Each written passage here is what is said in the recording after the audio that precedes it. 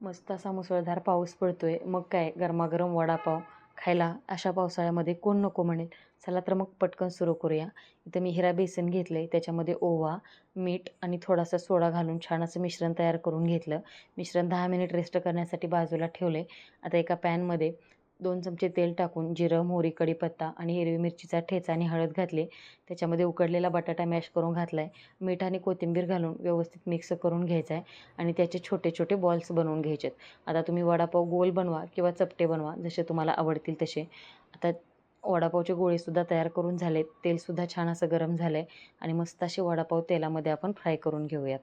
हे बघा, तुम्ही लहान किंवा मोठ्या आकाराचे वडापाव बनवा, पण माझ्या मते मोठा वडापाव बनवा म्हणजे जम्बो वडापाव तुमचा तयार होईल. ते बघा, मस्त असे वडापाव खरपूस तळून झालेले आहेत. सोबत मिरचीसुद्धा तळा आणि मस्त असे गरमागरम पावासोबत एन्जॉय करा.